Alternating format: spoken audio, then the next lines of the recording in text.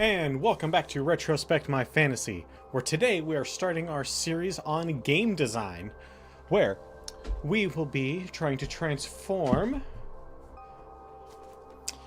Al-Qadim Arabian Adventures from 2nd edition AD&D all the way, which is from the late 80s, all the way to this product, D&D 5th edition, which is from about 4 years ago. So there's a big gap between the two.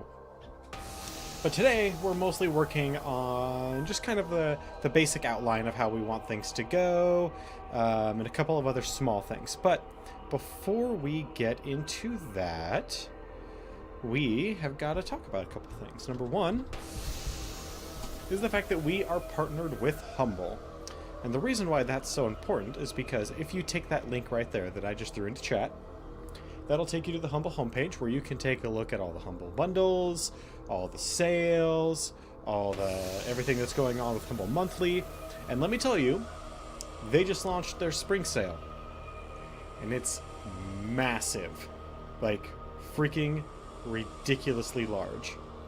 So, I highly recommend going over there, checking it out, and seeing if they've got anything you're interested in. It's big, like real big. Now, I don't know that this will happen for certain or not, but Ryan, my housemate, might be joining us if he's feeling awake enough. At which point I will have to pull the camera back so that he can fit in to the shot as well. But let us get over to game design. Let's get this bad boy started. So I've got this opened up initially on these 2 pages. Now there's a couple of different reasons why I brought one of my copies of Al-Qadim. Actually, I don't need that, because, well, I don't know if you guys can see it even fully zoomed in here, but this whole shelf from here to here, this whole, like, I'd say probably 2-foot section, is nothing but Al-Qadim based products. So I already own it all, which is why I don't feel so bad also having an entire set of PDFs. It's a lot easier to work with the PDFs than it is, especially on stream, than it is to work within the confines of the actual books sitting here, flipping through the pages. It just, me staring down at what is effectively my crotch reading a book does not exactly correspond to a whole heck of a lot of fun for you guys. At least I don't think so. And then we also have the 5th edition handbook that I just showed off, so that we can work with these a lot more easily. We're going to be doing most of our work in... let me turn this down a little bit. We're going to be doing most of our work in Photoshop. All of this music, by the way, I got from Free Music Archives. And I have the Winamp open so we can see whatever track it is going to, if anybody is curious. But I need to throw that out there legally. That way I don't get in trouble by the potential creators of these songs. So, the first thing we need to do when we're talking about Al-Qadim is go over a couple of kind of ground rule, low-level stuff. And that the very first thing is that, unlike most other Dungeons & Dragons campaign settings, there isn't racism in Al-Qadim. And this is wildly important because it allows for other races to be played that are normally just monster races. And alright, so first off, let's start our, what is effectively going to be our table of contents slash outline. I'll change this to black, and then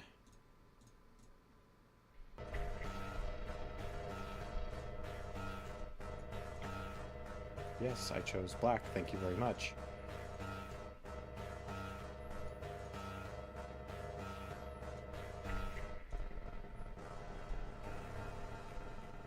Oh, that's why.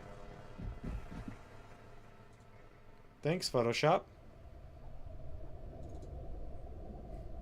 But it allows not only for a lot of different classes or races to be played, but it's most important because it sets a tone that is not typical in Dungeons & Dragons. Most of the time, when you are looking at a campaign setting, what you're going to find is that usually the elves think of dwarves as kind of dumb because they don't live, they're an old lived race, but they don't live in the forests. And another thing you typically find is that will allow me to properly change the color. There we go. Good job. And that they find humans as kind of like children and impetuous, and it's a mess. And everybody hates orcs and goblins, but not so in Al Qadim. How it works in Al Qadim is, as long as the two races can interbreed, everything's good in terms of how parents view it. And how society views things is, as long as the individual is not like overly destructive in their day-to-day life. Like giants unfortunately get a lot of shun because, well, they're big and with very rare exception kind of dumb. So they tend to cause a lot of incidental damage, and that's not really things. What's this? This is our first game design segment. So we are going to be building the Al Qadim campaign setting from 2nd edition all the way into 5th edition. Not through each step. We're not going to touch 3rd and 4th. It's a waste. Not necessarily.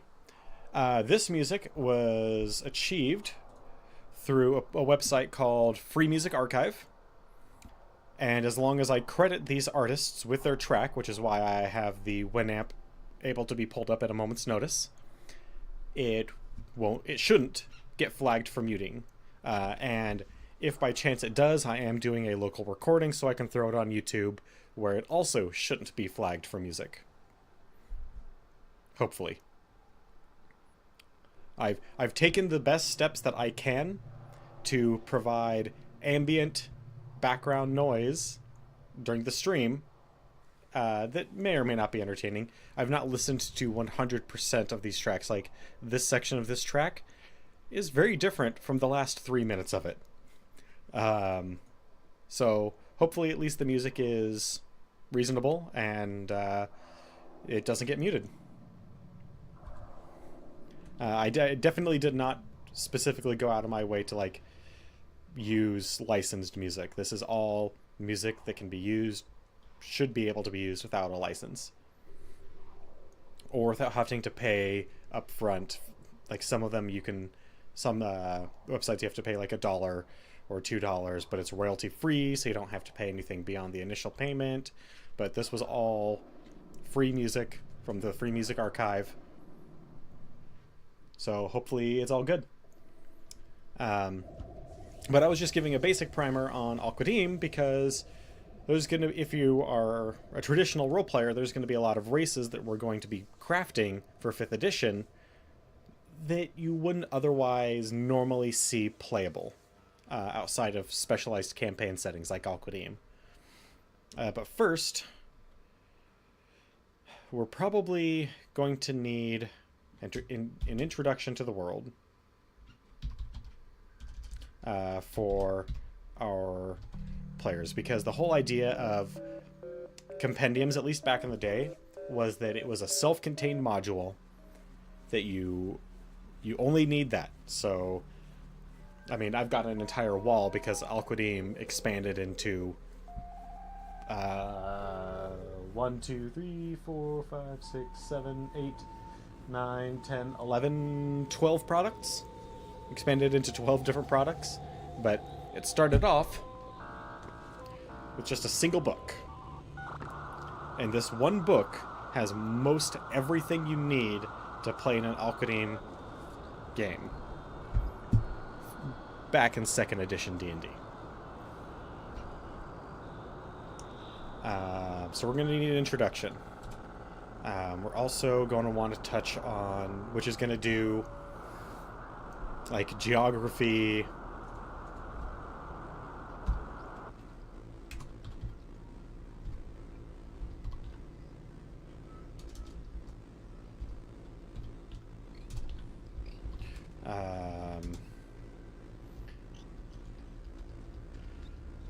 religion. Oh, that's another thing about Al Qadim that's different than most other campaign settings. It doesn't matter what your religion... Oh, it kind of matters what your religion is. But the main thing is that it just matters that you are religious. Geography, religion...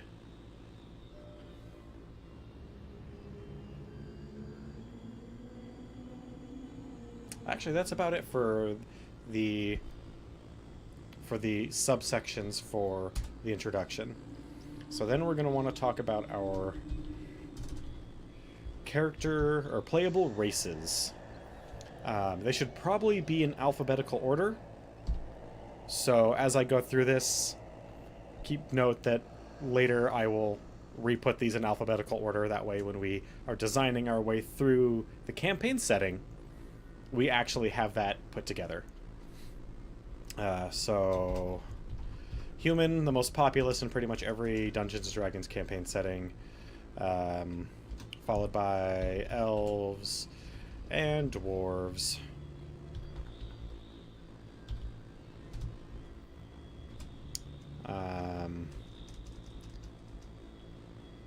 Let's see here, and then we have gnomes and halflings. Which I don't Is it? I don't think it is. I don't really know why there's a huge difference between gnomes and halflings. But there is. Even though they're actually fairly similar stat adjustment-wise. They just get different abilities because they're... One is gnomes and the other one is totally not hobbits. I might have to delete this track. Actually, just this whole thing from this guy at the very end of each track is not great. Humans, elves, dwarves, gnomes, halflings, half-elves.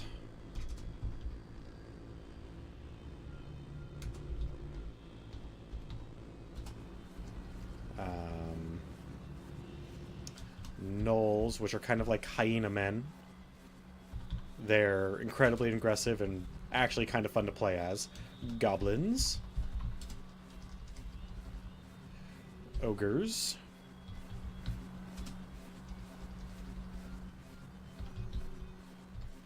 Centaurs. I'm pretty sure I'm spelling that wrong. But maybe not. So I already created a compendium for the Pathfinder setting.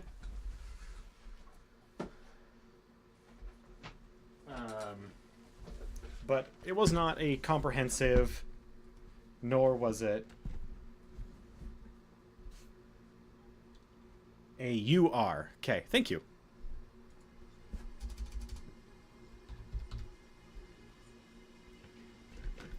So centaurs, gnolls. I spelled gnoll wrong.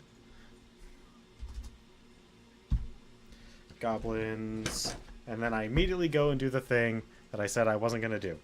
Oh, that's right. Hobgoblins, which are kind of like slightly larger, far nastier goblins. A lot more militaristic. Kobolds.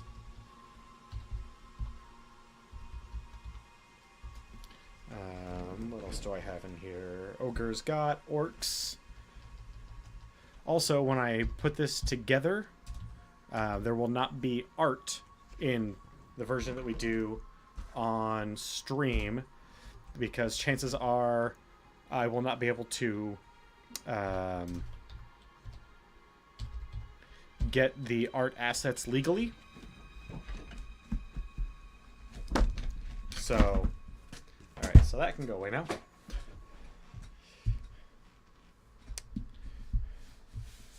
And then we pull out our 5th edition book.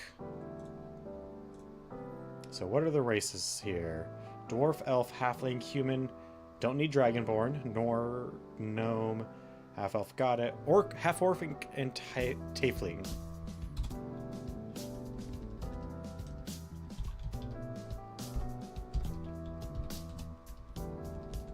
I know I just spelled orc 2 different ways. Because every once in a while I think of Tolkien orcs, which I believe, if I remember correctly, are spelled with a K. Or was it some other orc that was spelled with a K? God, now I can't remember. I know there's... That's Shadowrun orcs, isn't it? Anyway. Tieflings, which are kind of like demon humans. Alright, so that's our races. So then we have our character classes.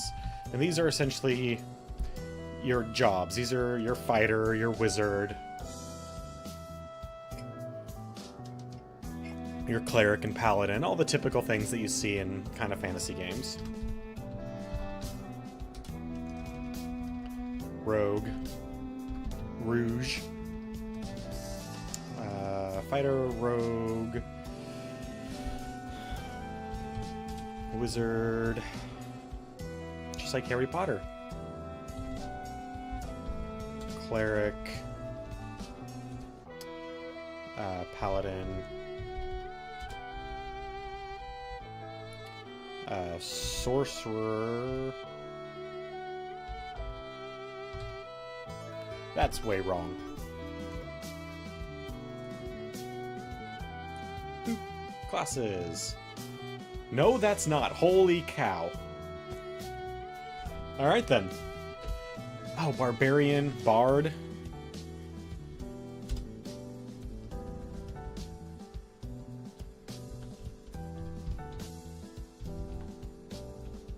That's why I have these things open.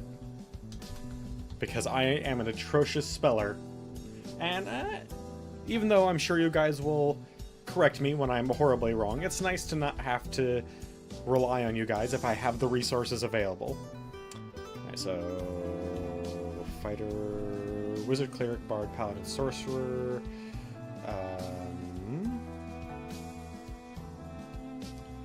Wait, I can do a thing, can't I? Kind of. Let's see here. Can I actually do it?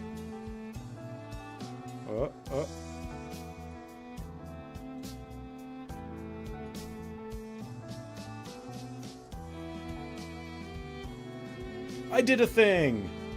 Yay for doing a thing! Okay.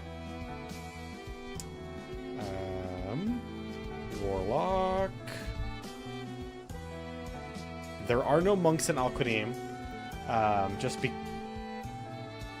Nope. Now I did a thing. Which is always kind of weird to think about. Because monks are actually one of my favorite classes in D&D. I love the Shaolin monk, but that doesn't really exist in the Middle Eastern setting. So we've got, oh, Druid kind of exists as like an elemental wizard. So we've got Barbarian and Bard, Cleric and Fighter, Paladin, Ranger.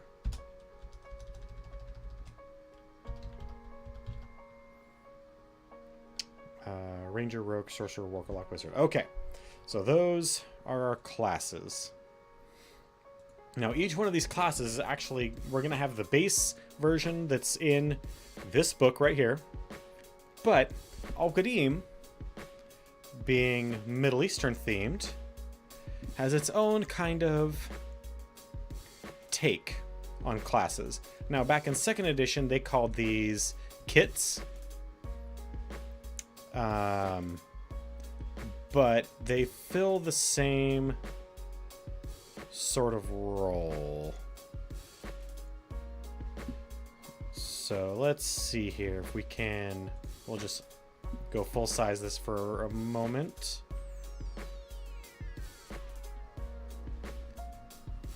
Alright, where's our kits? So, and this will also give us a breakdown of what all these different things are, so we can kind of pick and choose. And some of these might not fit some of these classes anymore, and they might have to be moved around to different other classes. Like the Holy Slayer in Rogue doesn't really work. Yeah, that's more of a Paladin type thing in Al-Qadim. Just as an example.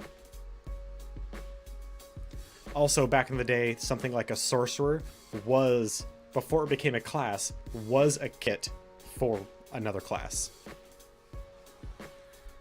So, I want to try and fit 2 of these. I believe they call them archetypes in 5th edition, but I don't know for certain. And let me just send a text real quick to let Ryan know that he is still welcome if he wishes.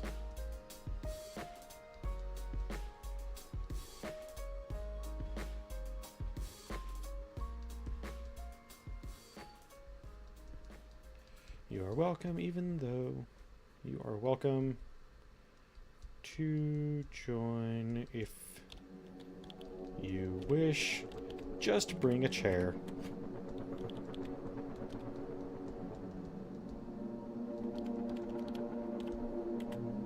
Alright, got that out of the way. So, one of the...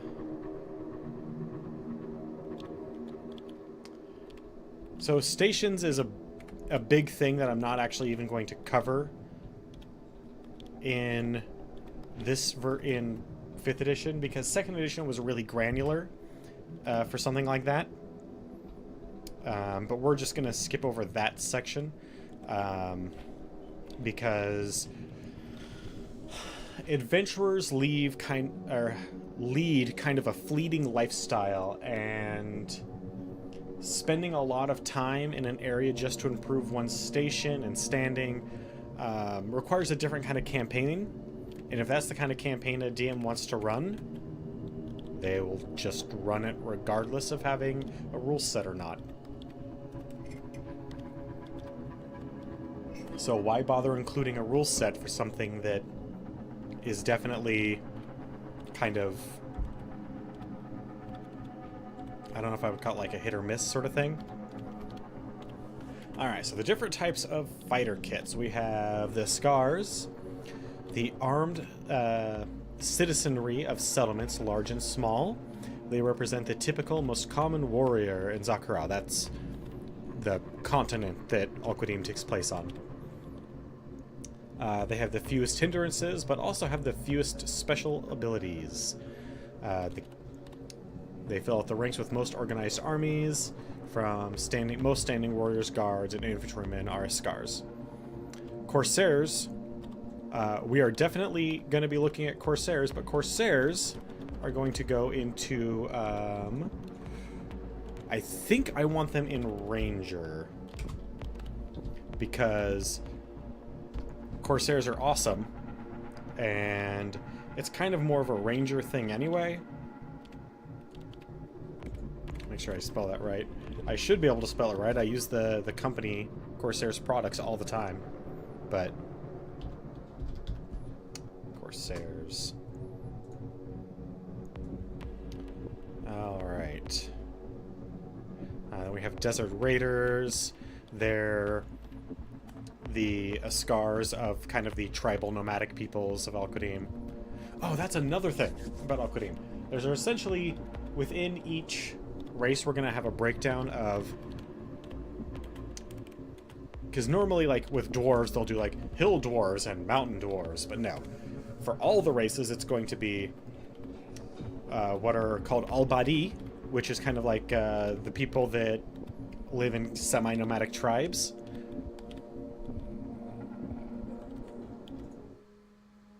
Or, God, I can't remember the word that means essentially like city dweller.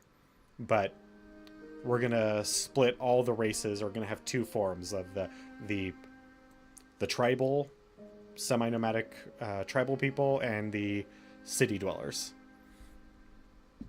And the Desert Raiders are kind of the Askar for the Al-Badi.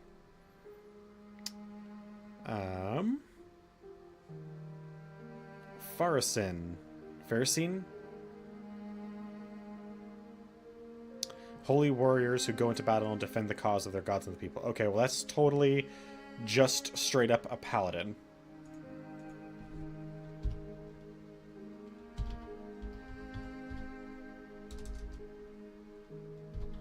Pharisine. And then Holy Slayer. So, Paladin's already done. Hopefully. Mamluks. That is one that I really want to do in Fighter. And here's why. Mamluks are slave soldiers. If you think the Unsullied from Game of Thrones.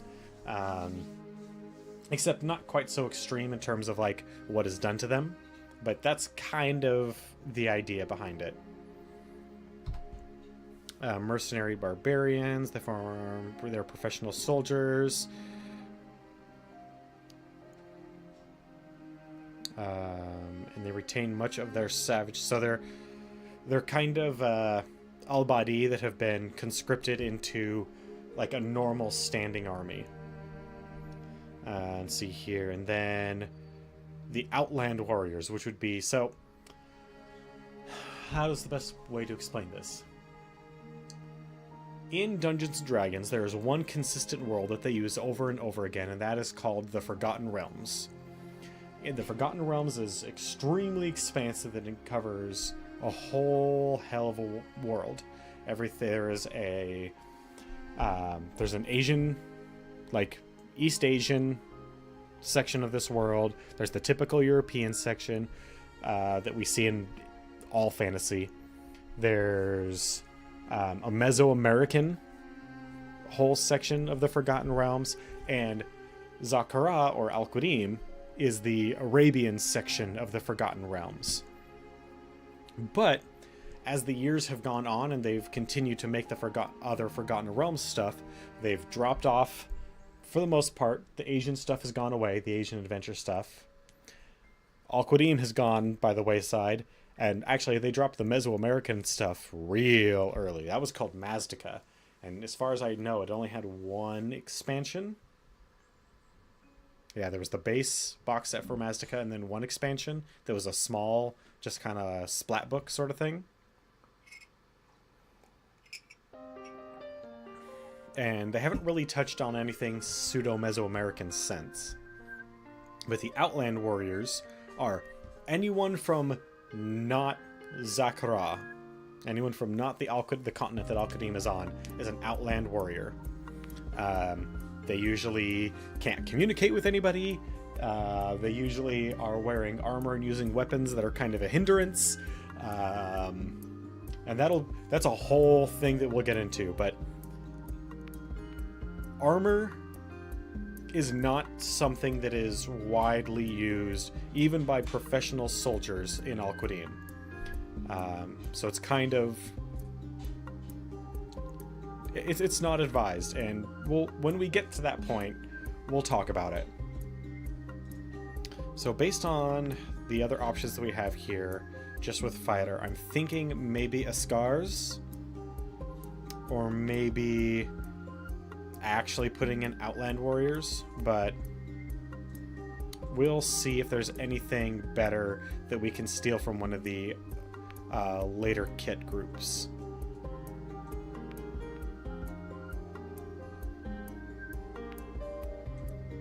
So Outland Warrior. Okay, so this is the breaking down of each thing. So now, pretty soon here, we should be getting into wizards.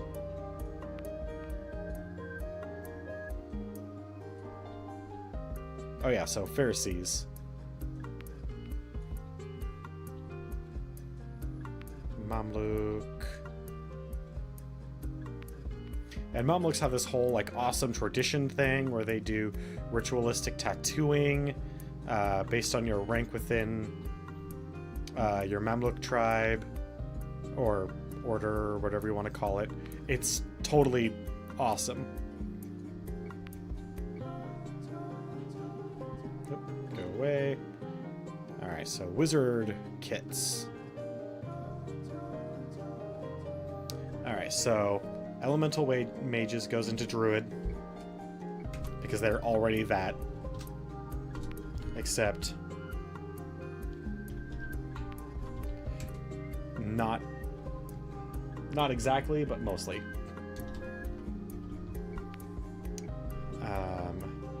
Shair is a unique class only.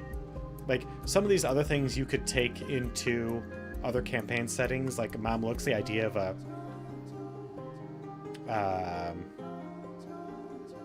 slave soldier kit could easily go slot into anything. Holy Slayer, kind of a holy assassin sort of thing, easily fit into any campaign setting.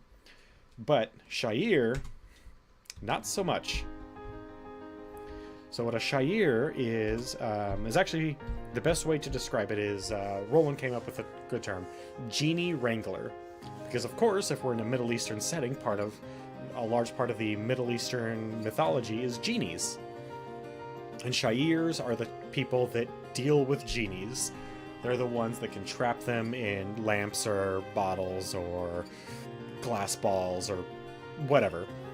They're the ones that can command them. But they're a very powerful force, and they're very, as I found out the hard way, a bit overpowered. So one of the things that we're going to try and do with the Shairs is make them not as powerful, because essentially what they do is they ask a genie to go and get them a spell. Any spell. It can be an arcane spell, which is easy for the genie to get, assuming that the ether of magical energy is coalesced correctly for that spell to exist.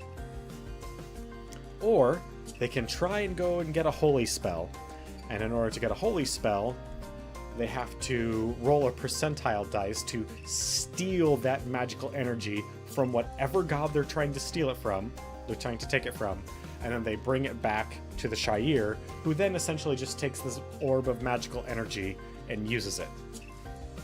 But there are consequences with holy spells. If a Shair asks their genie to take too many holy spells, eventually the gods will find out and punish them, and it can be pretty severe. But the arcane spells are powerful enough as it is that they can get pretty much whatever they want. I think at level like 7, Roland, who thank God was responsible, was playing a Shair in one of my campaigns, and at level 7 he could get maximum level spells very easily. So he could enchant things that are otherwise unenchantable. Like, he could take a spell that you can't normally put on something as an enchantment And because he could get that and the spell permanency, he could make it happen. Thankfully, he was nice enough and never did.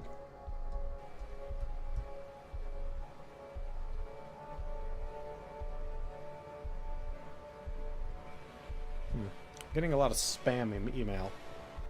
I'll have to reset my spam settings or something. Okay. So what I'm thinking about for wizards, I have not actually looked to see if they already have this or not, but is an alchemist.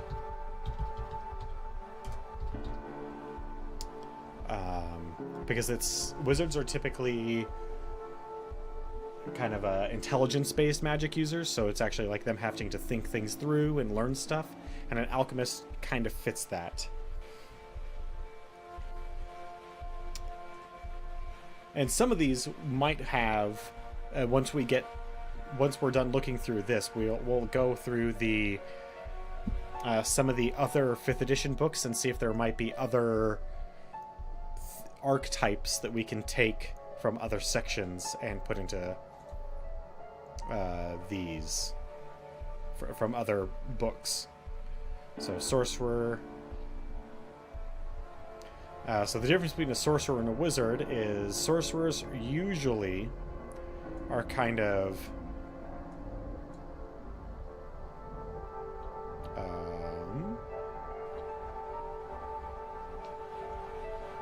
did we miss one?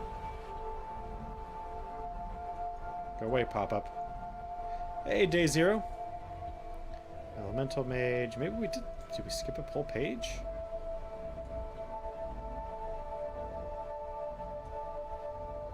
No, so there's a whole section.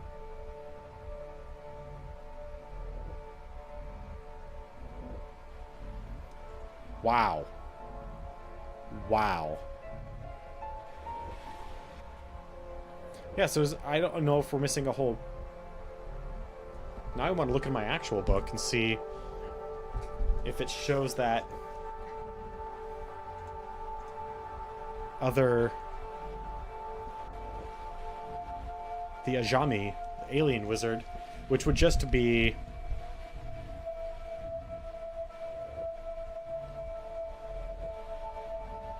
Yeah, nope. It is definitely not there.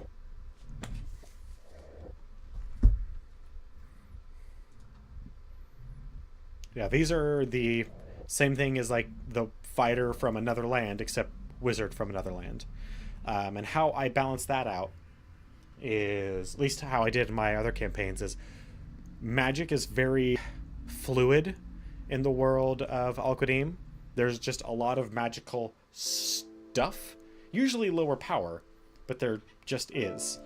So what I had, how I made it work is all Al-Qadim spells, or all spell casters in Al-Qadim, take 20% off of all the requirements and costs of materials and time, 20% off that, and 10% reduction of effect. And then Outland wizards are 10% more cost, but 20% greater effect. So the idea is that magic just is easier to use in Al-Qadim, like, but their schools of magic just are simpler, more straightforward, streamlined, more elegant, but they have a slightly lower effect, whereas the Outland wizards are considered barbaric, and they don't work with the ether, they just force the ethereal energies to do what they want, and because of this it costs more, but because they're using more energy, they get a greater effect. That's how I played it off anyway. Okay, so wizard, we're a little short on one for now, same thing with fighter, but again, maybe we'll find something that will work. So now we're into rogues. This is where we're probably going to get one for bard and probably our second ranger. Yeah, probably. And some of these classes we might have to just cut if it's not really going to work out. We'll see. Okay, so the most common type of rogue in Zakara is the Saluk, a free-man woman who owes no one allegiance and wanders his or her whim. The typical adventure, the Saluk, is common throughout Zakara, while a foreigner or another class would be considered an outlander or alien. The Brotherhood of Thieves welcomes newcomers from different lands as Saluks. Interesting.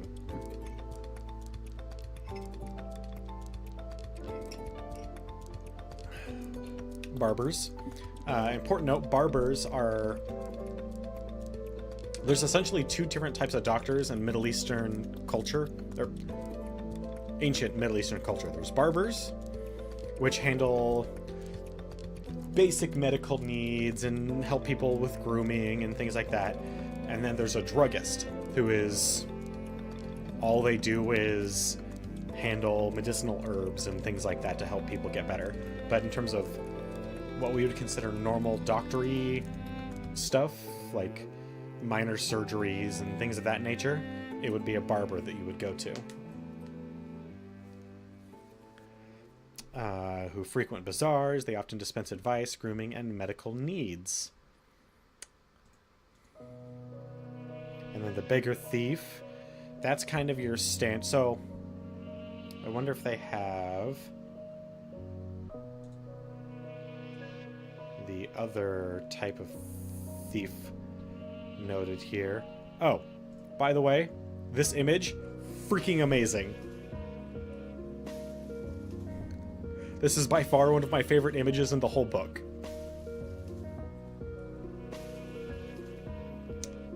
Okay, so we do have a few more. Holy Slayers, they're assassins, but for a holy order, which is why I put them with paladins, because it kind of fits the, if you've ever played 4th edition D&D, the Avenger, which was kind of like a attacking paladin as opposed to kind of like a defensive paladin. They had holy powers and used them to smite the enemies with massive damage, but wore no armor. So that's pretty much perfect for a paladin in Al Qadim. Matrud are outcasts from the hinterland tribe, surviving through charity by others and by their own quick wits. Even so, some of these individuals rise in station of power and prestige. Merchant rogues buy and sell for profit. They are skilled at business. And Rauns. Okay, well that's just a bard.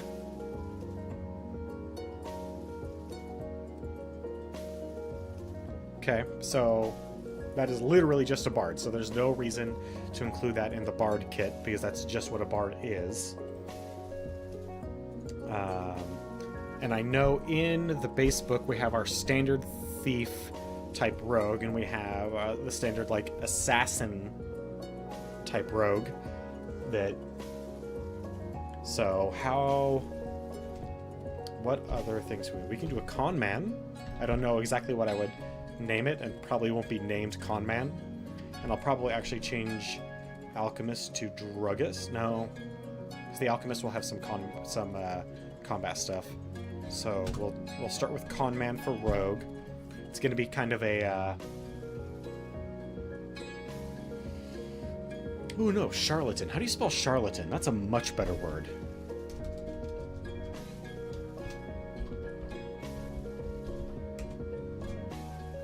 That's probably wrong. But that's a much better word for what I want. Kind of a charismatic rogue as opposed to necessarily like a stealthy or backstabby type rogue.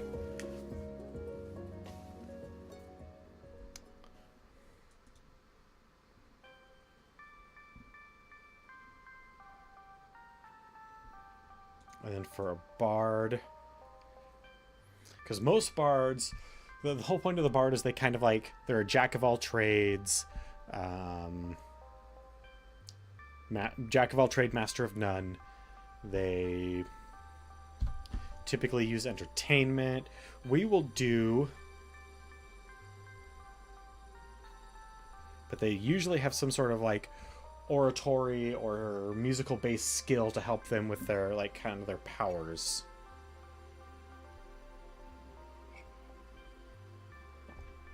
What if we do... Sorry, there was an ant there. Just a performer. And we'll make it more like dancing or like tumbling, like kind of circus performer slash... No, actually, no, we'll do dancer. So that will include everything from like belly dancing to who knows what.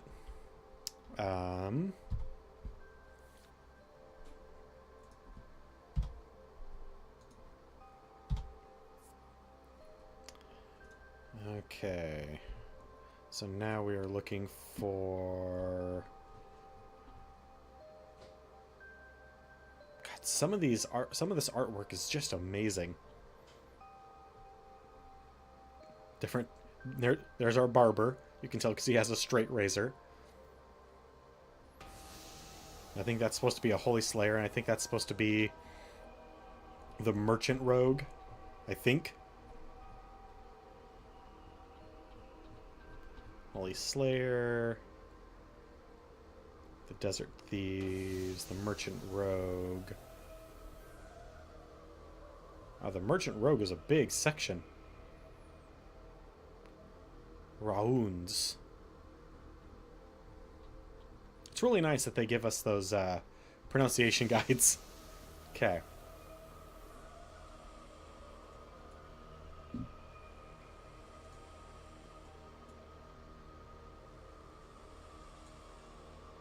Uh-oh. It's having a hard time with it.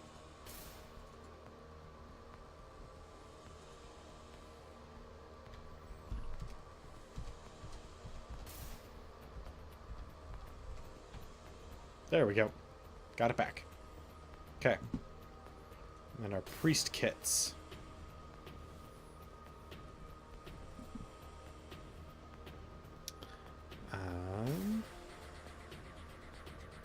Pragmatists are the most liberal of all priests, as well as the most common, while certain faiths have only a few pragmatists.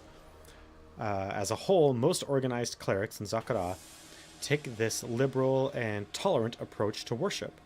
Pragmatists believe that the ethos of the gods must be fitted to the problems of the contemporary world. In fact, most pragmatists believe in the validity of all gods, with none superior to others. And the most popular faith in Zakara, the Temple of the 10,000 Gods, is comprised primarily of pragmatists. Ethoist are more conservative viewpoint, while each seeks to encourage others follow in his or her own path. Ethoists are still tolerant of those who may seek another. Moralists are the most narrow-minded, intolerant of all organized clerics. Each believes in the ultimate truth of his or her god's teachings over all others. Unless two moralists of the same or similar faith, they are bitter rivals. Normally, only one moralist faith prevails within a given area of Zakara, though most seeks to expand their realm of influence. Okay, so we're going to skip over those three, because those are... Personally, I think of those as less... kits, and more... That'd be like a background for any class. Hakamas, or wise woman, are clerics who benefit from their own special sight. While there are technically no specialty priests in Al-Qadim campaigns, Hakamas best fit that description. So they are narrow in focus on the god that they serve. Actually, Clerics we might not do anything to, because essentially what they're going to get is just each god is going to give them something. So clerics we probably won't do anything for. So right now, you've got barbarians, sorcerers with nothing. We'll just put that. They get whatever their choice of god is and what that gives them. Rogues, or rangers get corsairs, druids, elemental mages. Alright, so we're going to give them something else. Oh, barbarians will get this. We'll give barbarians...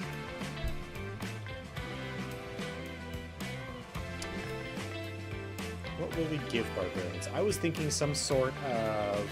No, I wouldn't say like cavalry, but...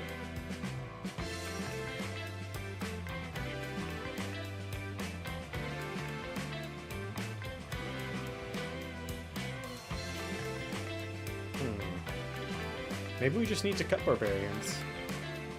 And we can move... mounted combat up to fighter. And cut barbarian out completely.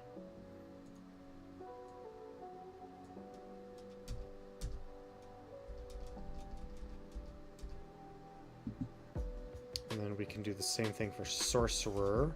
Because if I can't come up with anything for him, it's not going to be beneficial to have them.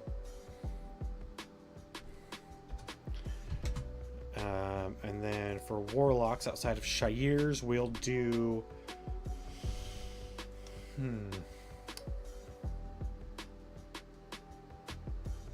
I want to call it a cultist, but that doesn't sound right.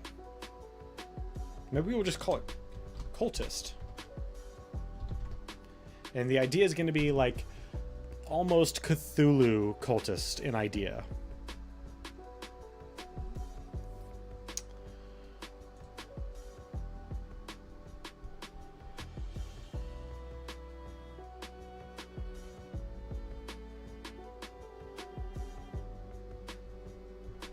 And what about... We'll put Desert Raider here. And we'll come up with some nice stuff for them. Alchemist. What's another, like, not quite wizard in fiction? It has to be more, like, intelligence-based, not wisdom-based. Although I guess if we got rid of sorcerer... We'll put sorcerer with druid because they're very similar. Well, no, because that's going to be confusing because there's a base class in D&D that's a sorcerer.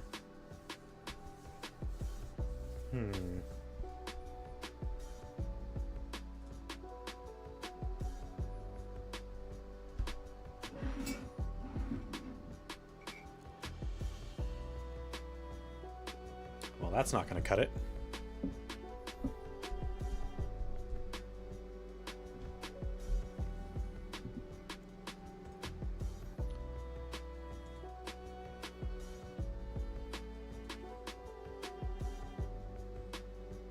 So druids typically have their kind of nature magic. The elemental mage part is going to be like narrowing that laser. They're going to get one of the 4 elements: fire, water, wind, and earth. They're going to get one of 4, and that's... Oh. No, that's actually what I was going to do for sorcerer. I forgot.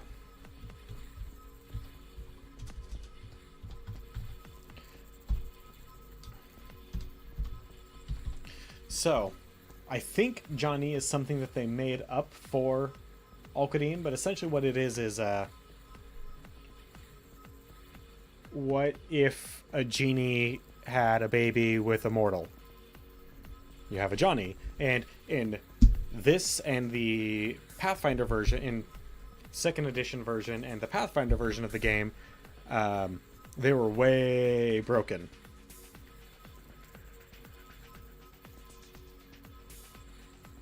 Like, bonkers broken. They got all the bonuses and downsides of whatever their mortal race parentage was, and then, at least in the Pathfinder version, +2 to all stats. After that, a resistance to the element of their genie parentage, which is earth, fire, water, and wind. They pick whatever it is, and that they get resistance to that. And they can move through that element naturally. So if they're fire, they know where two active burning fires are, they can step into one and step out another. Or if it's air, they can fly. If it's earth, they can kind of meld into the earth and just travel through it. Not even creating a tunnel, they just kind of move through the earth. And of course, water, they can swim infinitely. No need to worry about breathing. So they were broken as all heck. And we're going to try and put some of that into this, but it's going to be a lot less powerful. So elemental mages, what we'll probably do is we'll probably have them focus on... We'll give them 2 elements that they can work with.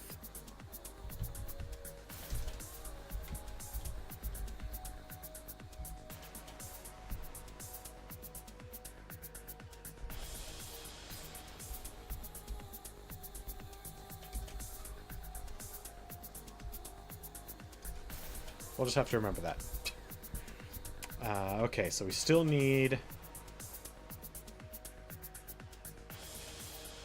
a few other ones. We still need a okay, so what other kind of entertainer type class that might be able to use magic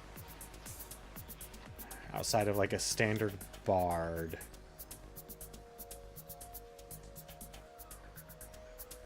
Dancer.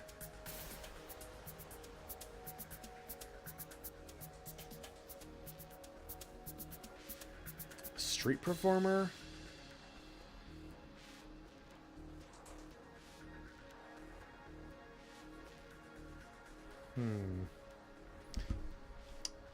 We'll put street performer for now.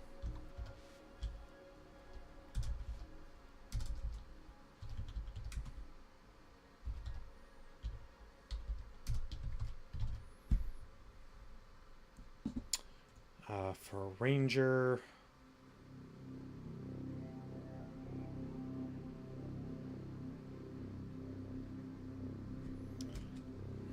so rangers typically have a little bit of magic. They sometimes get an animal companion, depends on the edition.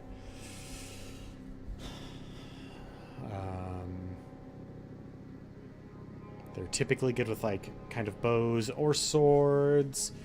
I went with Corsair because Corsair kind of fits that, all of that, except it's like all sea and ship based.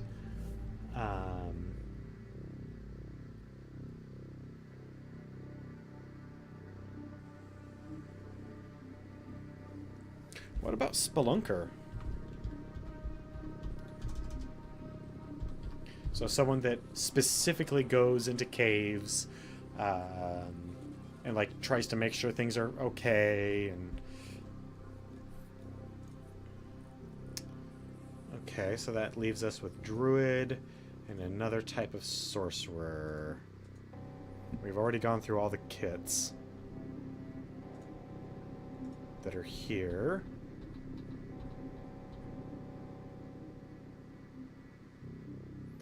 That guy's gonna mess someone up.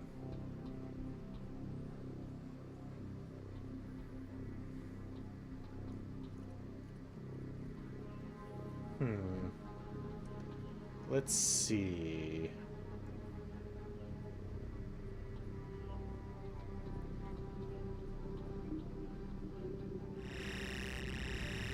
Okay, yeah, so that's all of our kits from Aquadim. So let's see here what we've got.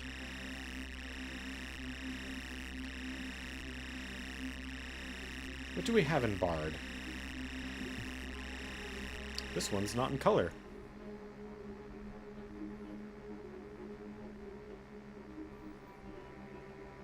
So they have the... It is just Jack of all trades. Yeah, that's just a normal bard ability. So they... This is one thing I don't like about the 5th edition book, is that every archetype is called something else for each class. So in this we've got the Bardic Colleges, College of Valor,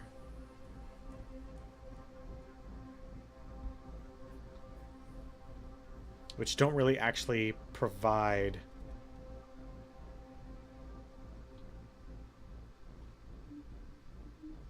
Oh, College of Lore or College of Valor are the two that they have in here. Of course, there's going to be other books, but...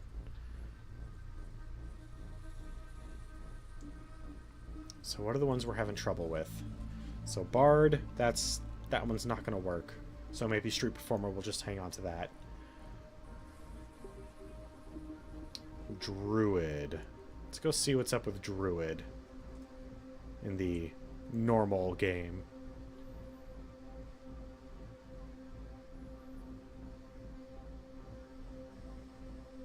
A wild shape druid. Actually, that's just a normal thing that druids get. Druid circles. So this is kind of like if you're a druid of the land, when you're in that landscape, these are the spells that you get based on that landscape. Circle of the Moon. They're fierce guardians of the wild. They tend to... Looks like this one tends to be more about their changing of shape.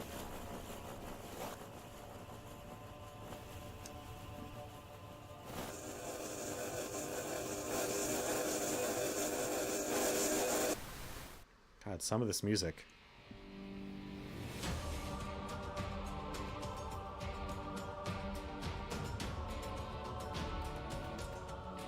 I don't really like any of those, personally.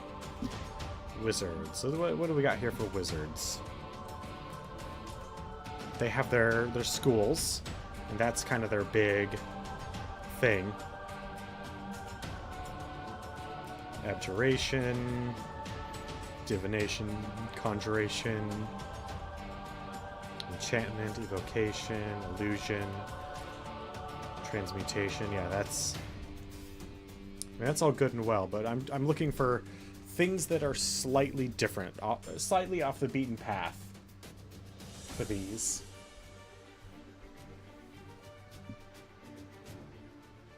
I don't know why I closed that. And I have a feeling we're not going to get much better for Sorcerer either. Yep, their ability to use magic innately makes them really weird. When other people... Well, not really. I mean, it just means that some people are born with magic and some people have to learn it. Oh, that's right. They get their ancestry, which is kind of what I'm going with as well. So let's see here. What are the different types of ancestry? Draconic bloodline... A wild magic bloodline.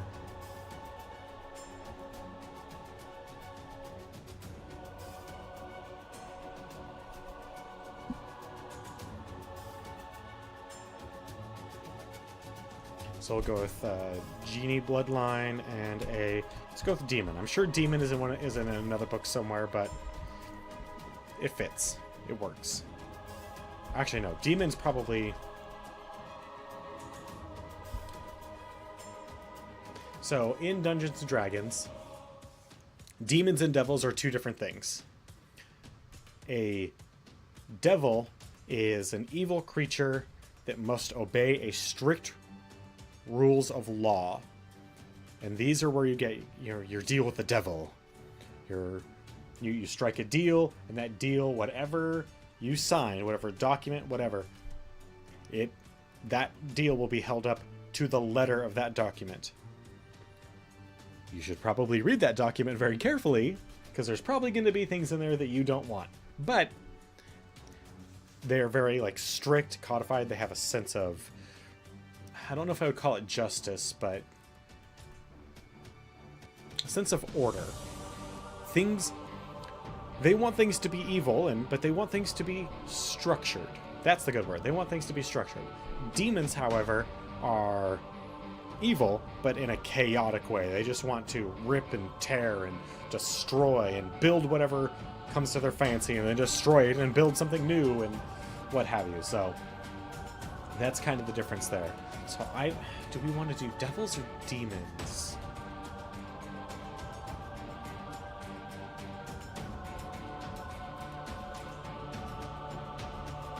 I think devil is better. Just in general. It implies that someone in the family line got something for making this deal with the devil, but now it has kind of infected their family bloodline. So an elemental mage. And some of these might get cut, but if we cut, essentially what I want to do is the reason why I've created these ones first, the Johnny, the Corsair, the elemental mage, the Shire, Dancer, Ferret. I want to switch these. The alchemist, the charlatan, and the Mamluk, is because if I'm going to make cuts, it's going to be in the second column completely. So you cut. Boop, boop, boop. Nope. You come back. And then there. Okay, so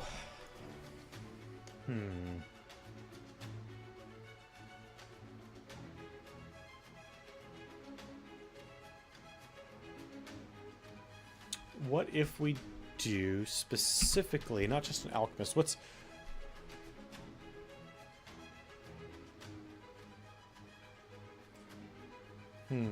a good word for a fortune teller?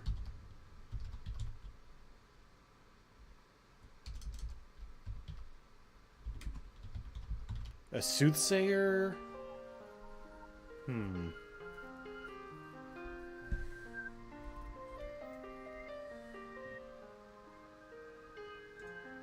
then what else for a druid?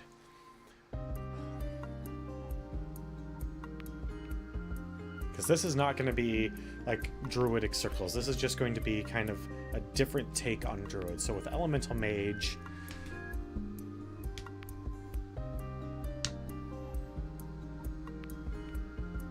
maybe that's just it. Maybe it's just elemental mage, and then they pick 2 elements, and they can do anything from within those 2 elements, plus anything that combines those 2 elements. So, for instance, like air and fire, I don't know, lightning, or like calling down like brimstone, like burning, like small meteoroid type effects. That kind of works. That works. Oh no, actually that very much works. So we've got our races, we've got our classes. So then let's move over to, so we'll save this as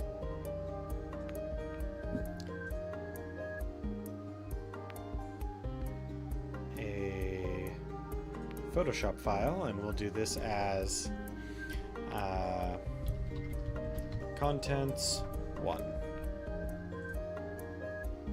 Okay, now over here on contents 2,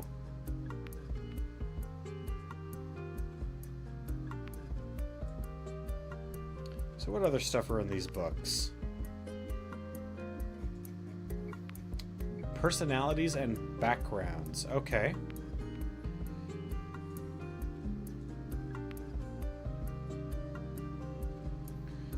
Okay, so we'll do...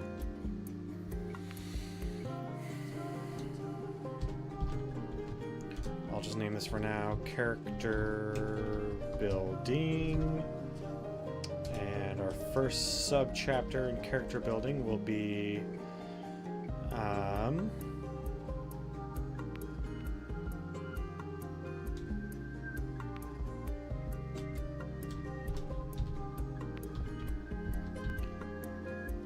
backgrounds, and our second chapter will be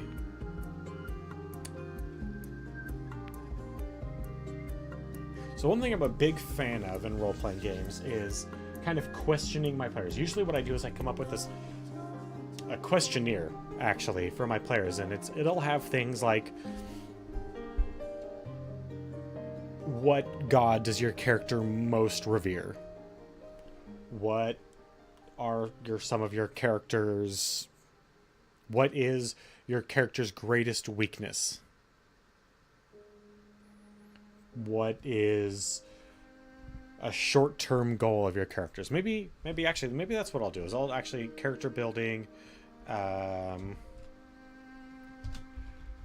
optional questions.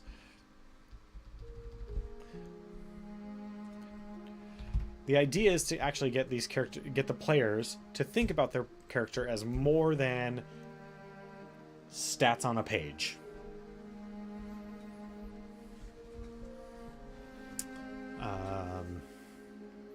And then we'll do... So what's in this personality and background section? Okay, so we have statistics, or demographics. We'll do...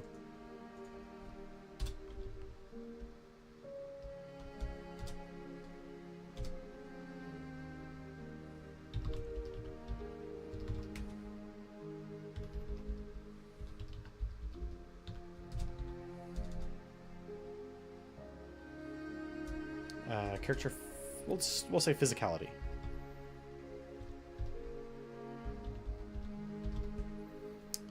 Okay, so then we have our questionnaire.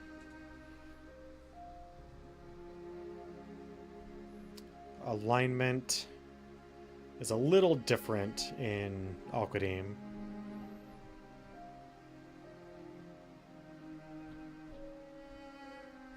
Okay, so here we'll do...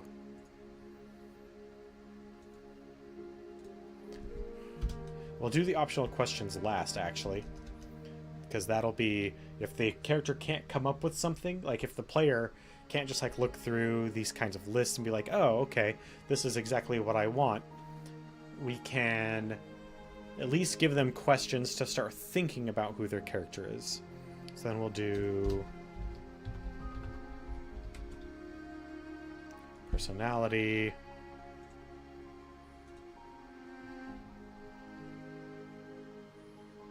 Which is going to be broken down into a couple of sections.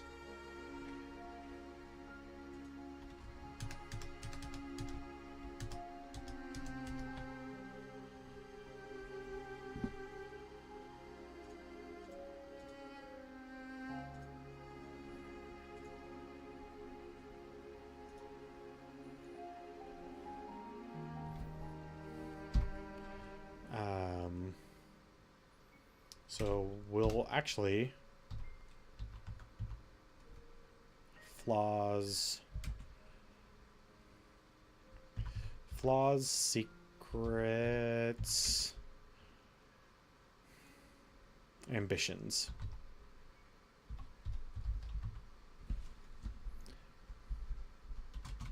Those are the way I tend to think about them.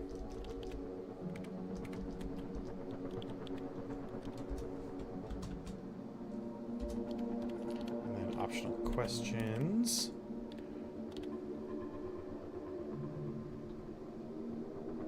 Inspirations, yeah, okay. Backgrounds.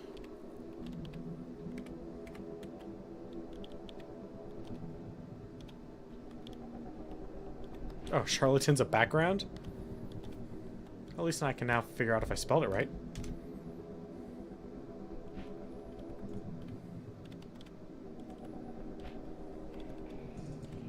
No, I did not.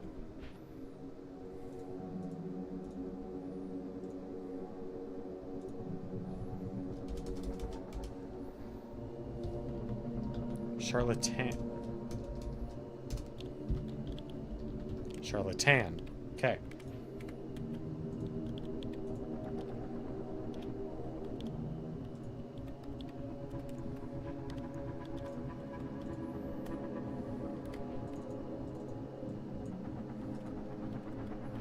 So let's see here. What else we got? I don't know why the PDF reader is doing this. bed.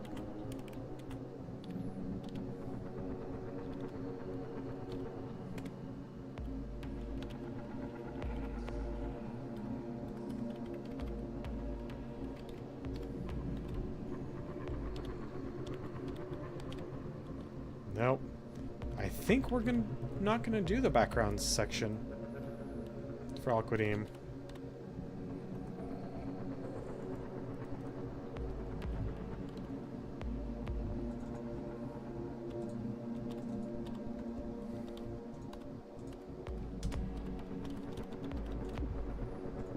Okay. After that is the bazaar, which will have our... No, we'll call it coinage. That works.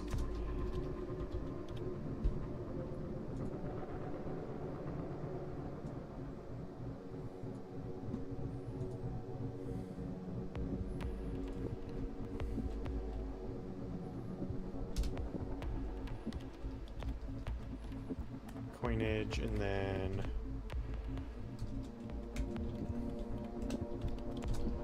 armor, and then weapons.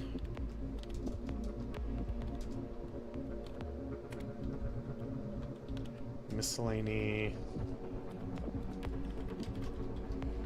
Hireable.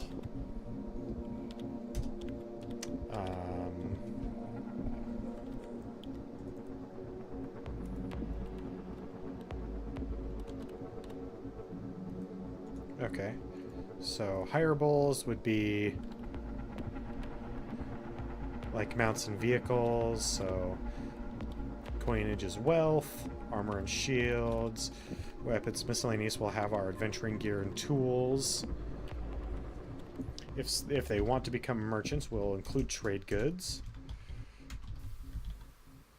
And then trinkets. It's under customizable options. Ah. Feats. Something that's not really much included in 5th edition D&D. And I don't think we'll include it at all in our section.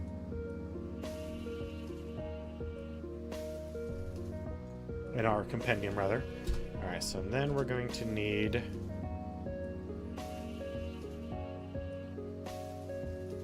most definitely a sections on spells, which will include spell casting. So first section, that will be spell casting, and then we'll have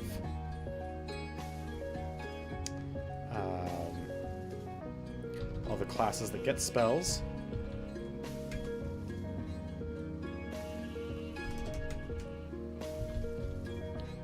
We'll have their spells here with full descriptions and a kind of shortcut version.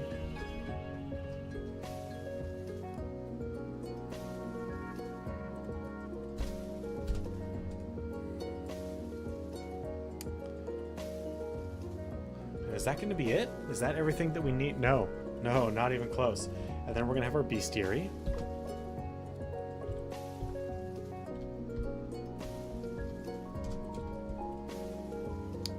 In alphabetical order.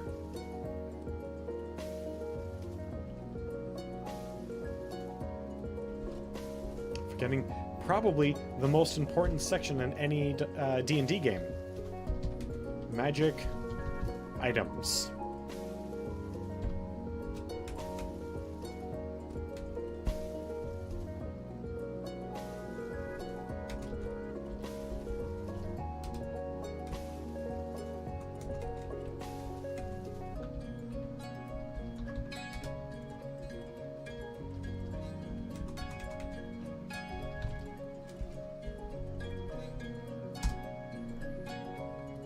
And then we have our bestiary.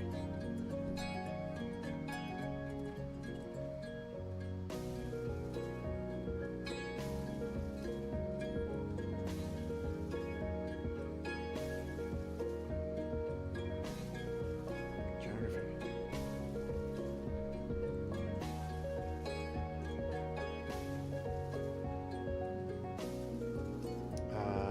And in here, we'll actually add another section.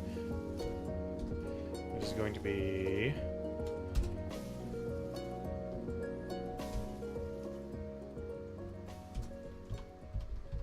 skills, which is going to give you the broad definition of each skills and a lot of examples.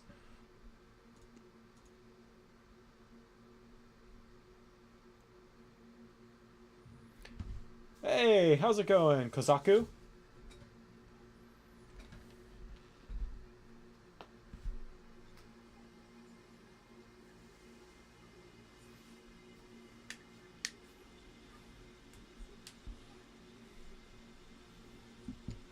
Alright, so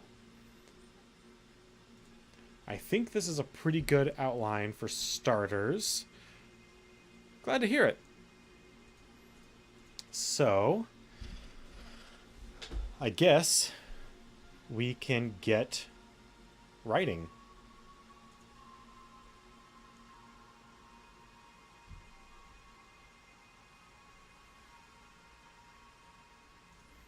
So we'll save this as contents 2. This will also be a Photoshop file, so we can easily manipulate it whenever we wish. We are in the process of transforming Al Qadim, a 2nd edition D&D campaign setting, and my personal favorite, into 5th edition D&D. So we're starting with our outline today, and we just finished that up for the most part. I mean, I'm sure we'll come up with stuff and fill it in as we go along. But that's our outline / table of contents, mostly done.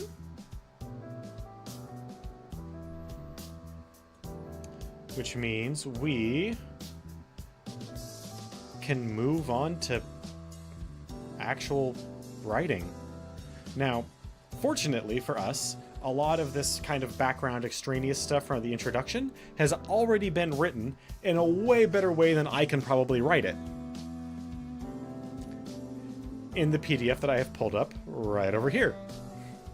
The land, the people, honor, family, purity, hospitality, piety. Like, this whole first section right here. I'm probably just going to rip that over with a few minor changes here and there directly into our introduction, because honestly, they had an entire team of writers pour over this stuff for probably a couple years. It went through several editors, went back to writers, went back to editors, and then went to print. And I have no idea how many iterations of that writing, editing it went through, but I'm sure it was a lot. And it's just a time saver. Exactly. Alright, so with these... Oh, did I make any more changes? Well, then I guess we should save it. Okay, and then you're done. Alright, so then we have our page template 1 and 2, which 2 is just 1 that's been flipped horizontally.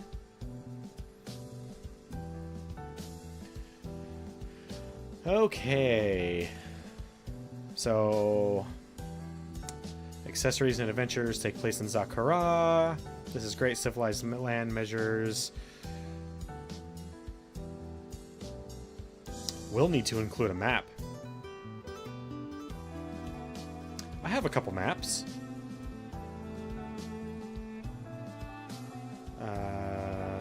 Did I pull those up? Nope, not you. Not you either, but you will get me to what I need.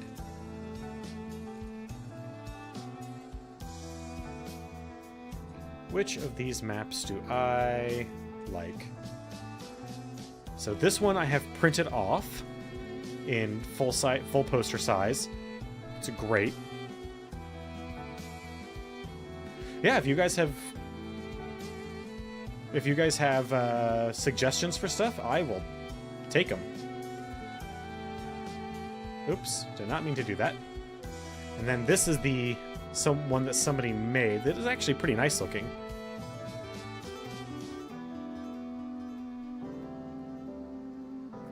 Although, where's the one in the box set? The Land of Fate box? Is that the... Oh, also, this image is also freaking amazing. A couple of guys on a flying carpet with an assassin jumping down from a spire onto them.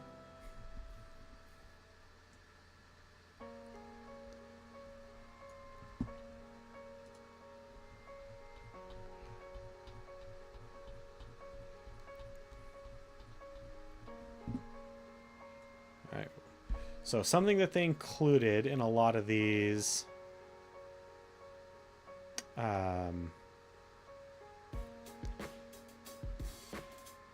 box sets was a whole bunch of cutouts, because what they wanted you to do, or not cutouts, just like 3-hole punched sheets, because they wanted you to take these box sets. Oh, once we get to the actual playing part, as opposed to just the design part, yeah, I'm totally down. One thing that they did for all these box sets, I don't know how well you can see them on my shelf over there, even if I go to the full face cam. But like these box sets, is they included a whole bunch of these sheets that were 3-hole punched for you to specifically put into a binder. That way you don't have to have all these box sets just sitting around. If you want to pull something out, you have it in a binder.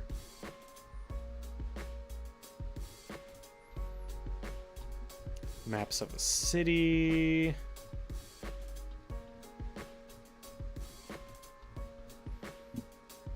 And these maps are some of the best things that they put out, to be perfectly frank. But then they also included just a lot of sweet art.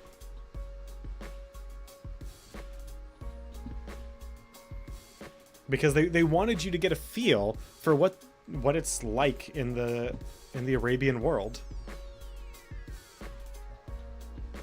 And back in the day,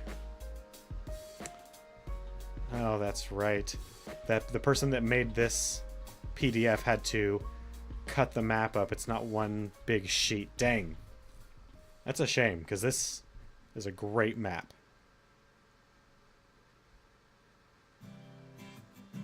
Exactly.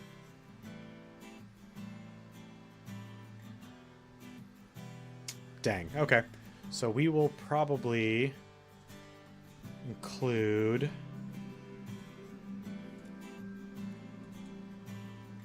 this map then.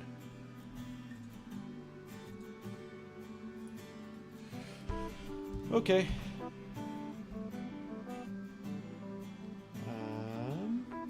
Select all. You're not going to let me copy it, are you? Oh, here we are. Maybe. One time.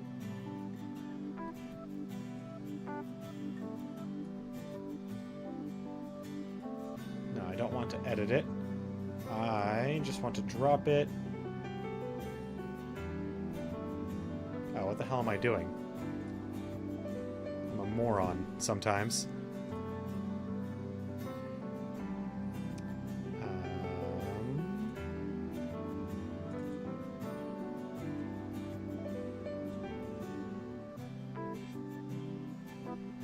Where's all my role-playing books?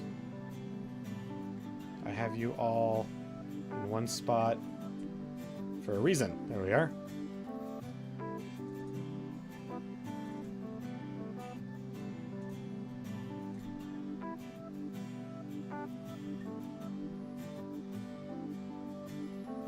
Yep, 24 by 36 inches. It's a big map. Where do I have it stashed right now? It used to be on my wall. Oh, there it is. Hold on a sec.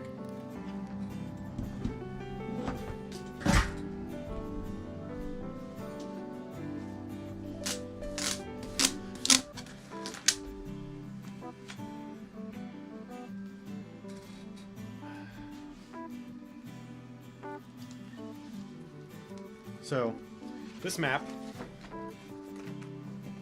I had printed. That way, my players could use it to mark on and all sorts of stuff. I got it laminated specifically so we could use like wet and dry erase markers on it, and it's probably the greatest prop I've ever made.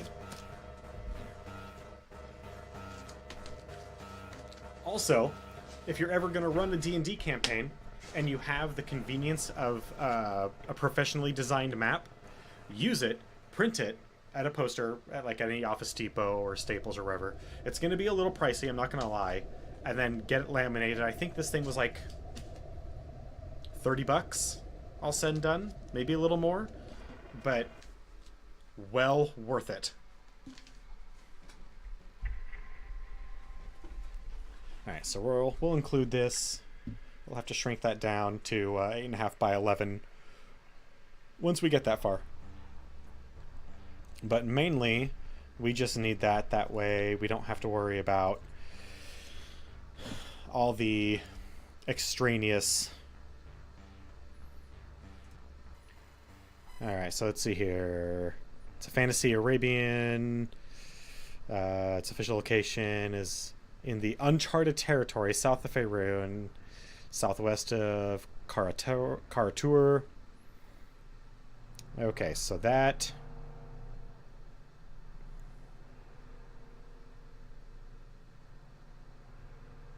Yeah, no, so the way I run D&D, typically, is I will do 3 months, and in that 3 months, we will meet...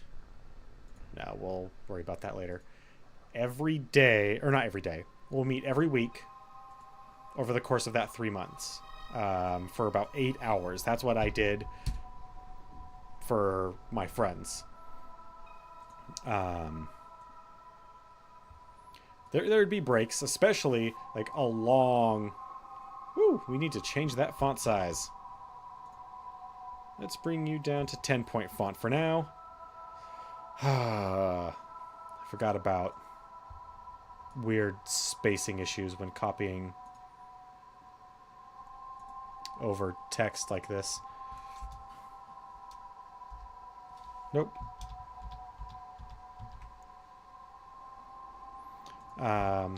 And with very few exceptions, my players showed up correctly, on time, every week.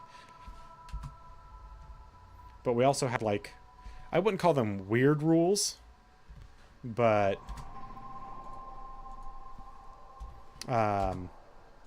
we had this whole thing like, don't show up if you're not going to be with it enough to actually participate, don't show up. So like, if you had not like had a bad day at work, but just worked like a 10-hour shift or something, and you're all sorts of messed up, just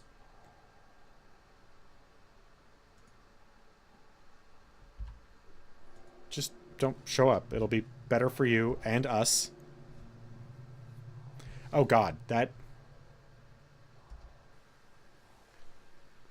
is literally the hardest part of anymore of getting a group together is scheduling. Some of my friends have kids, so you know they can't just be running off playing role-playing games.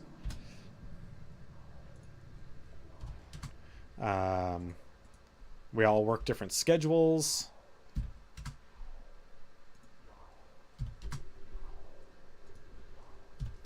Another one of our big rules was no food at the table while we're playing, because when people bring food to the table, they concentrate on their food. And no, I'm not saying that if we're gonna sit down and have dinner at the table, don't not eat. But while we're playing, while we're rolling dice, while I want you to make decisions and be attentive, please make decisions and be attentive.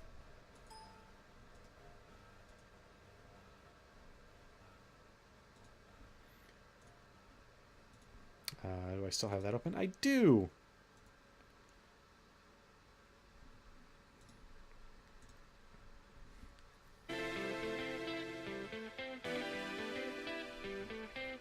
So a large portion of what I'm doing here is going to be pretty boring. It's all busy work, just copying, pasting, reformatting it so that it doesn't look like garbage.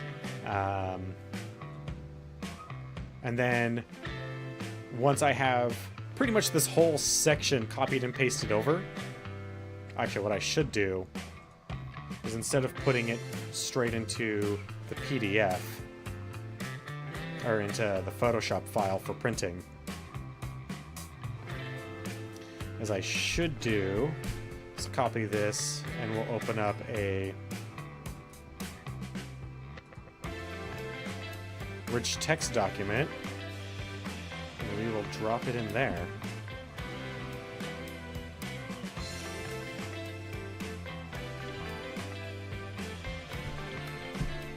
Bam.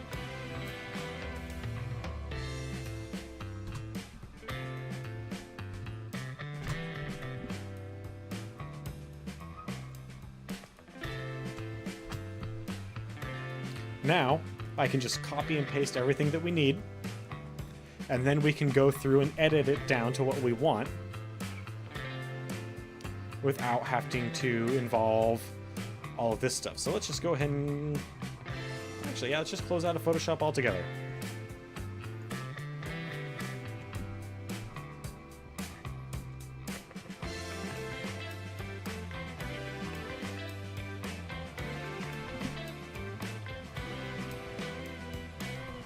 We can close out of the map for now.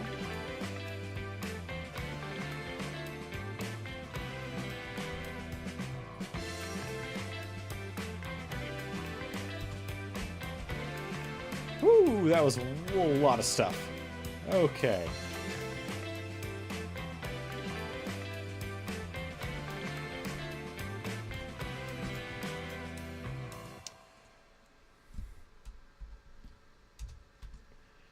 This, when I did my Pathfinder version of this,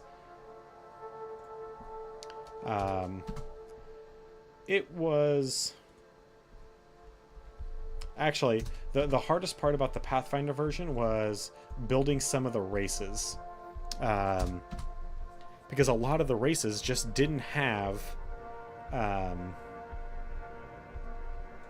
the counterparts that... like a character version of those races that worked pretty much at all. Like, playable goblins, the version that they had was for, does everybody want to play goblins? And the goblins that we've already established as being the goblins of Pathfinder. Because if not, well, you're SOL. Whereas in this, there are those types of goblins. They're kind of the, like, I guess I would call them feral goblins, the monster goblins. But you can also just have goblins be normal people living out normal lives in cities and in tribal bands and...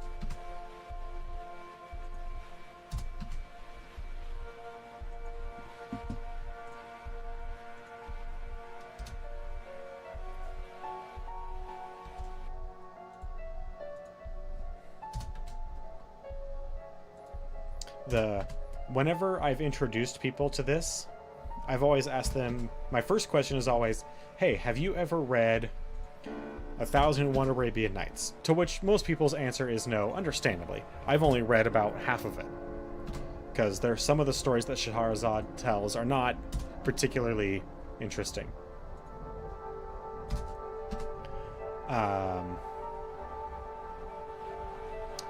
But... oh god, what did I get myself into? And then my next question is, have you ever seen Disney's Aladdin?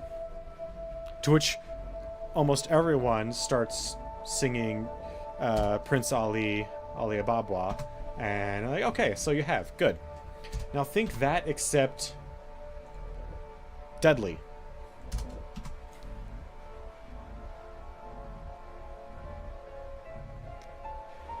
Wow. You are one of very few. Anymore, anyway. Good book, by the way, if you haven't read it. I highly recommend. There's a kind of like weird abridged version of the stories that you can get an audiobook. That's gives you a very good idea. I think that one's just called Arabian Nights. It doesn't tell all of Shahrazad's stories. But it's just kind of like a base primer into the culture. It's not bad.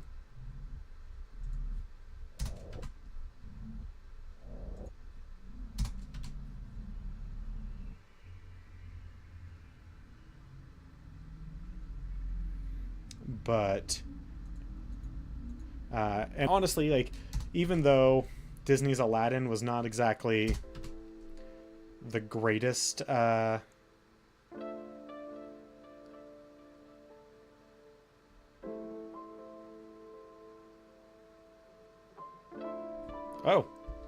damn, that's awesome.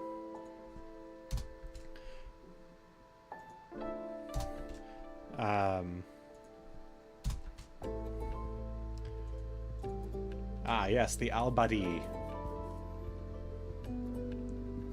The nomadic people.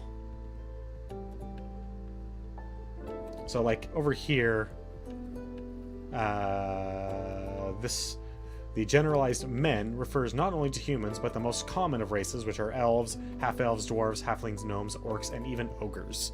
So, even this version did not...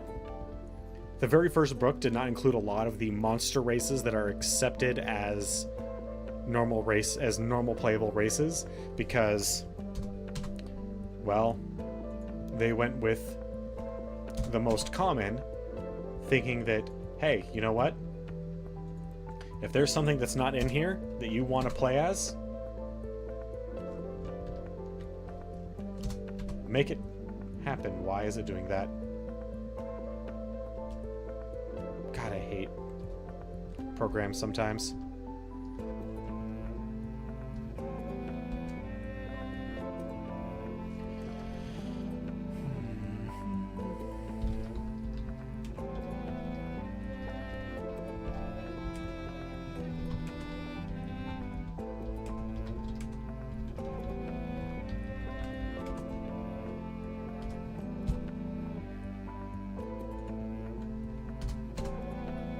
Okay, why is it only now doing that?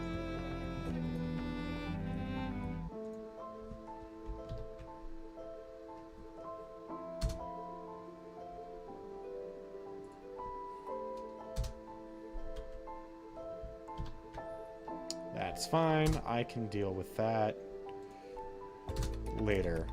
For right now, we'll just get our job is to get as much formatting done as quickly as possible. That way, we have less to do later.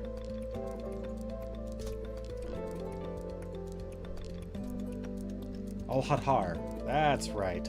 I always forget that one. I always remember Al-Badiya, but Al-Hadhar, Hadhar, never sticks with me.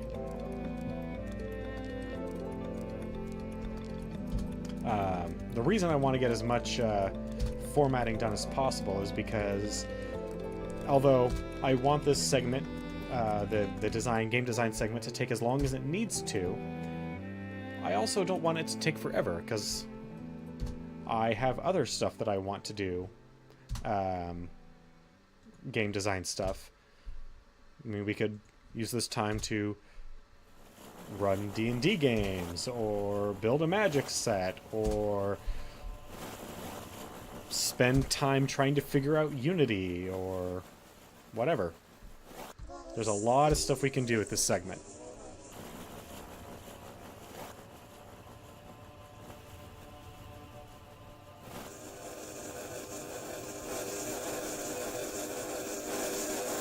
And I'm going to need to go through that musical library that I've put together and...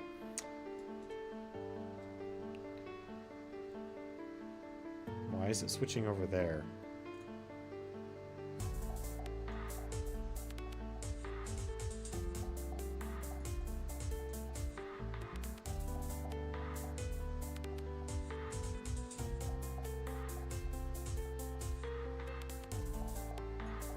Okay, so culture is where we leave off.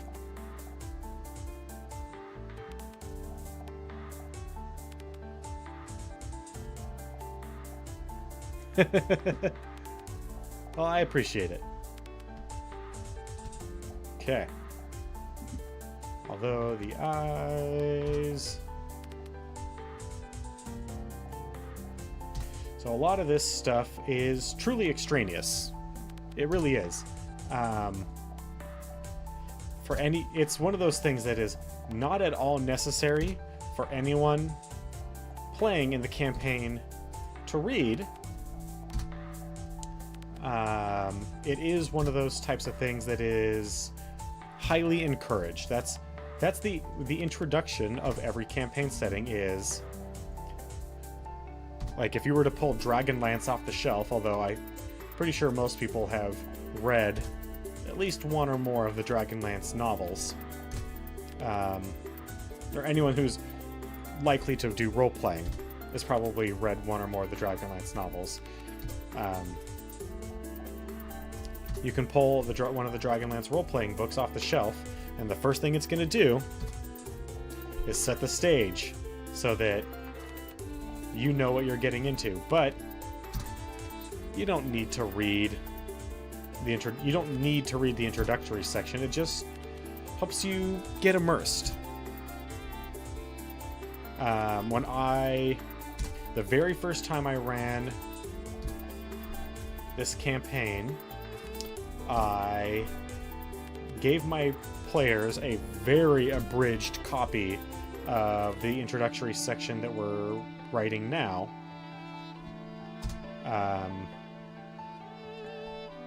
Or rather, editing now. And just told them to read it. I didn't give them... I was just like, alright, you want to be in this campaign? Read this. Second thing, take this questionnaire home. I gave them homework. You need to read this, and you need to take this questionnaire home and answer the questions about your character.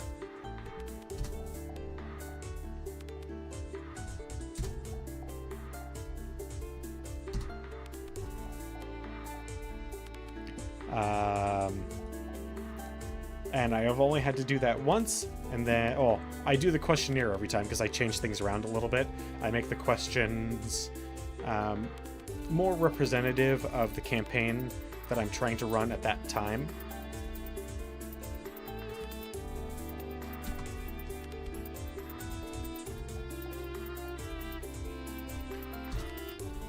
That way, the answers that I get will help me figure out what kind of characters I'm working with and what kind of options I have for playing around with what to do, because I try to include some of the things that are put into the questionnaire into the campaign. I can't always get even half, but I always try to get some for everybody.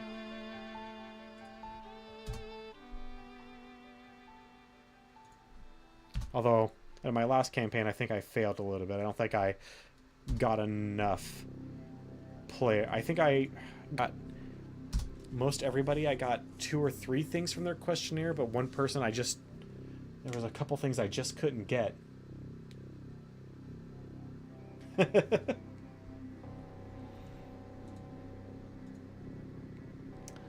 Let's see here. Now, honor. So, the honor section deals with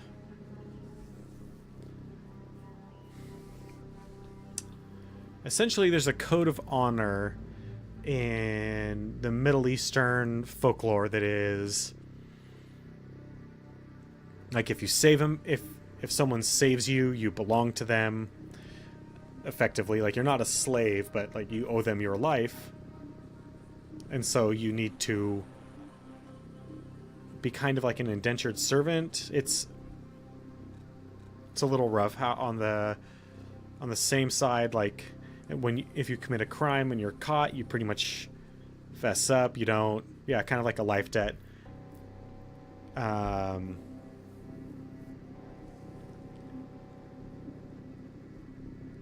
If you, let's hear, like, aside from murder, only one crime is great enough to warrant the punishment of death.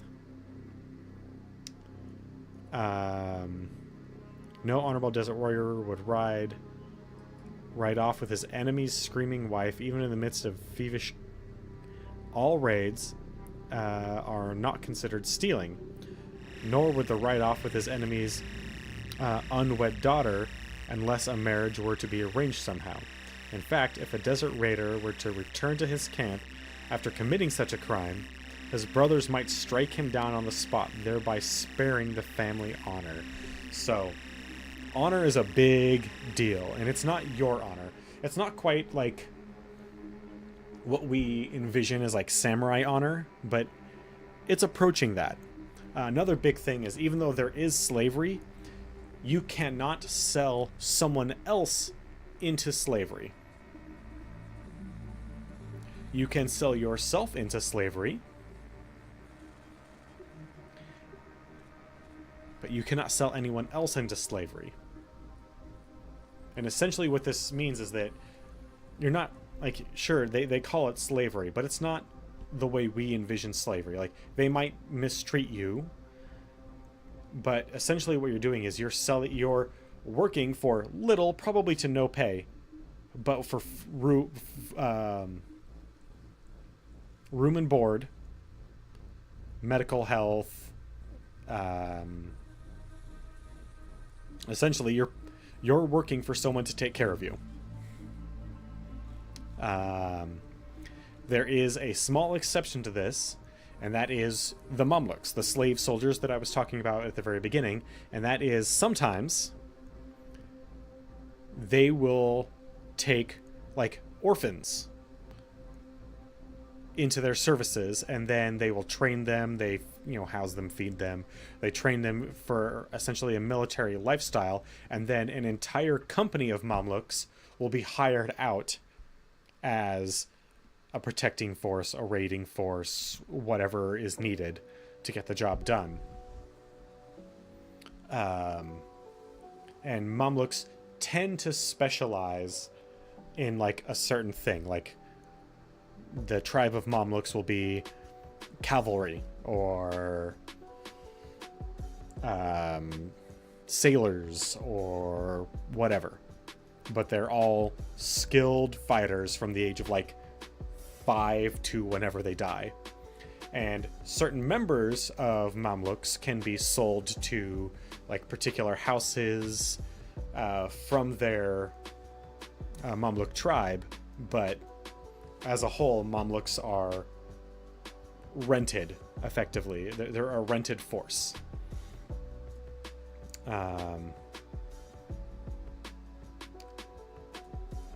It's really very interesting how they've decided, like, I don't know enough about actual Middle Eastern culture to say, like, how accurate that is to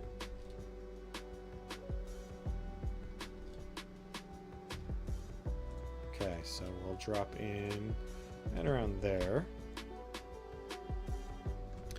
Yeah, kind of like a PMC.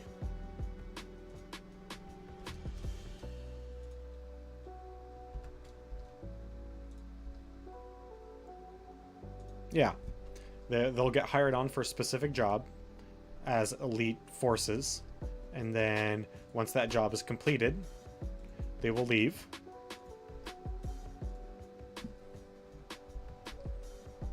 Usually, what it was required to hire them is like a city. or an entire merchant's guild, or something to that effect.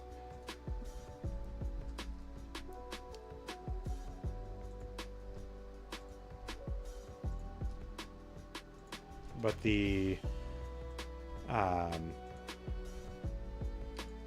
but that's just kind of like more of a flavor thing. Well, I mean, you have to think of it from the perspective of, like, especially, yeah, if you're gonna hire an entire Mamluk tribe, that's going to be like 1,000 people, all of which are considered some of the greatest soldiers in the land. They come fully equipped, they bring their own food, they bring their own supply caravan.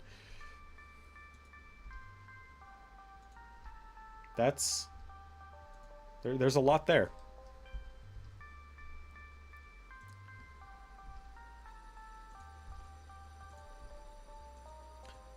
Also, a big thing in Al Qadim is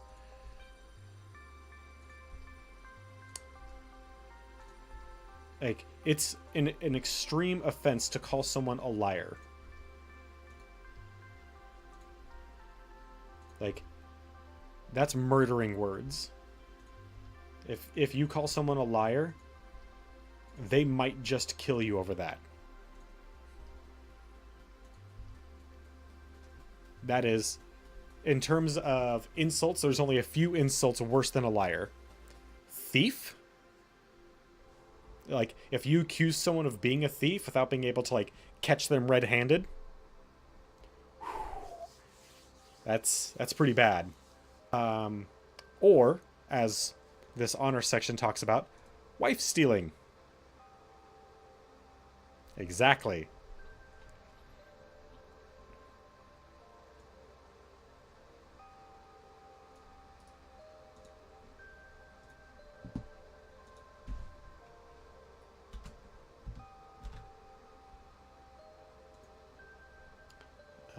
Let's see here.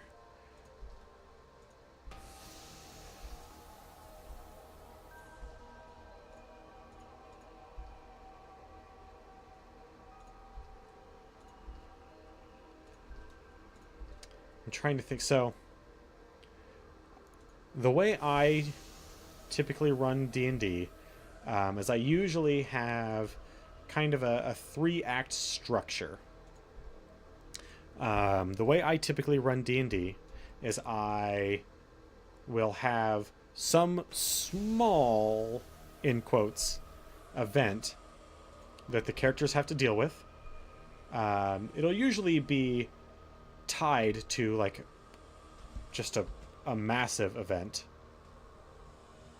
but not quite there yet. So just like the beginnings of something big. And then I will, once they solve that, excuse me, I will let them go. I will let the characters go do whatever they want for the second act. This is the time where they get to work on some of their long-term or short-term goals. This is where they get to work on, like, character stuff. And then, usually what I'll do, this is my kind of archetype, is I will have a huge something happen that draws all the characters back together, and they will have to band together to go fight some world conquering evil.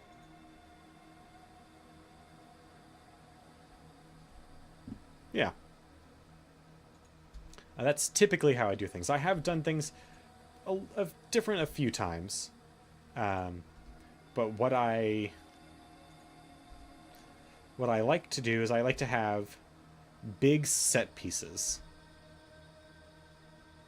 Essentially, I always start with, like, a big, essentially cutscenes. To think of it in, like, video game terms, as I'll do a big cutscene, and then give the characters a whole lot of space to do what they're going to do to react to this, followed by a shorter cutscene that is the immediate ramifications of whatever they were doing. The best example of this is I had, in my very first Al-Qadim game, which was probably, I think, my third role-playing game that I had DM'd, I had all the characters on a ship together. They didn't know each other, but they were all on a ship together. And then the ship got into a big storm. They tried to help out, but they all got thrown overboard. And then dream sequence where they still got to interact and do things. And then at the end of the dream sequence, they woke up on a beach being resuscitated. The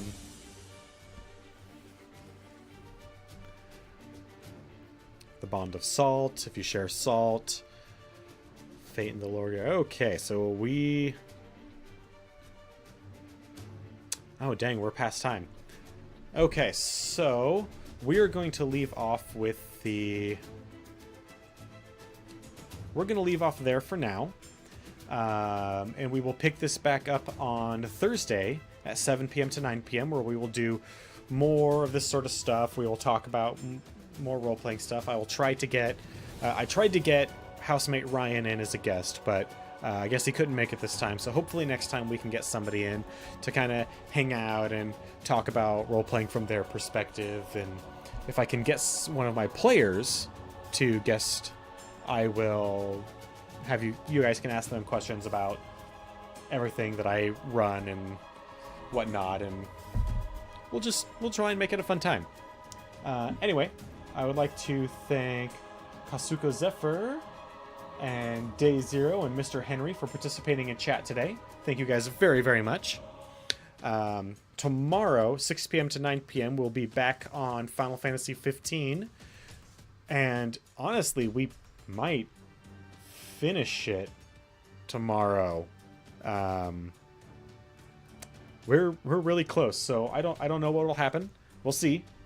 But anyway, hope you guys have a wonderful night, and I hope you will join me tomorrow for Final Fantasy 15. Have a good night.